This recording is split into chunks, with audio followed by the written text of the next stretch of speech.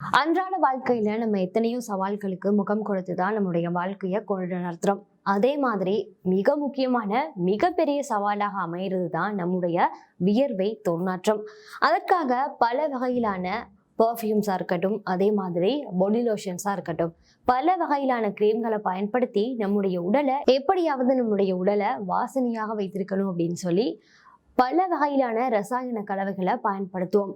அது ஒரு குறிப்பிட்ட காலத்துக்கு நமக்கு நன்மையை ஏற்படுத்தினாலும் அது காலப்போக்குல அதன் மூலமாகவே நமக்கு பெரிய தீங்கு வர்றதுக்கு காரணங்களாகவும் இருக்கு.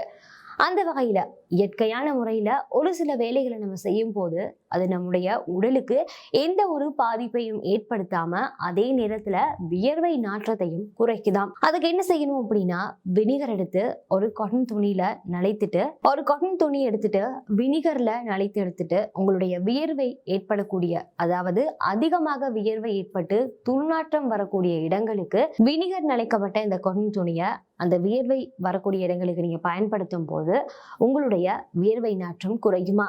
ஏன் அப்படின்னா, இந்த வினிகர் நம்முடைய உடலுடைய pH அளவை சமநிலைப்படுத்துறதுல, இது மட்டும் இல்லாம நம்முடைய உடல்ல வியர்வை அதிகப்படுத்தி துர்நாற்றத்தை ஏற்படுத்தக்கூடிய பாக்டீரியாக்களையும் இந்த வினிகர் கொன்றளிக்குமா. ஒரு எலுமிச்சை பழத்தை பாதியாக வெட்டி நம்முடைய அடிவயிற்று பகுதிக்கு தடவிட்டு வெளியில நம்ம கிளம்புவோமாக இருந்தாலுமே நம்முடைய வியர்வை நாற்றம் கட்டுப்பாட்டுக்குள்ள இருக்குமா. அதே மாதிரி எலுமிச்சை பழத்தினுடைய சாறு எடுத்துக்கோங்க, அதோட 2 ஸ்பூன் சோள மாவை கலந்து அதை ஒரு பேஸ்ட் மாதிரி செய்துட்டு அக்குள் பகுதிகளுக்கு போட்டுட்டு ஒரு 15 நிமிடத்திற்கு பிறகு கழுவி கொண்டு வந்தாலே போதுமா.